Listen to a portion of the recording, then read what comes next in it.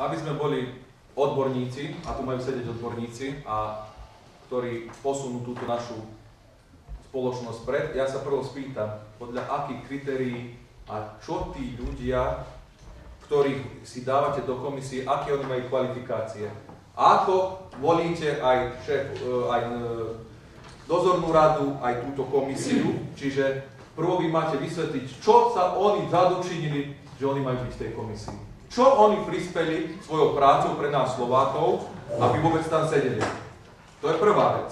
Druhá vec, sme poslali ten list a keď si pozrieme, toto je vaša listina a tie projekty, kto dostal, tak tu vidieť Galéria SND, kandidát Michal Madacký, váš kandidát.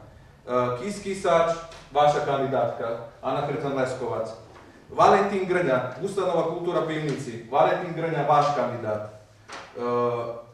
Kovačica, to nebudem ani komentovať. Pivnica, podporovateľ váš, ktorý vás podporoval. Stará Pázova, vieme, novinárka pani Lepšanová. Čiže to sú veci, čiže všetci títo dostali po krajine, vy ste to odporúčila a všetci iba tí, keď pán Benka volal do Pokrajine, zase sa pýta Makanová, ona odlúčila Slovácima. Prečo jeho projekt neprišiel? Alebo prečo nepríde jeden rozumný projekt?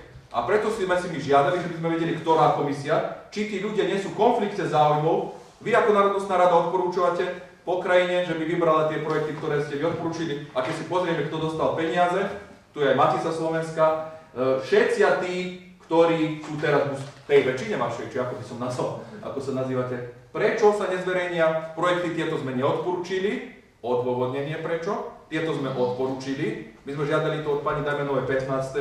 Ona nám dožná ešte aj zápisnice, aj neviem čo ešte všetko neposlala. A chcem povedať, že len tedy Slováci budú môcť posúdiť, že aha, možno ten Benkov projekt bol lepší ako ostatných.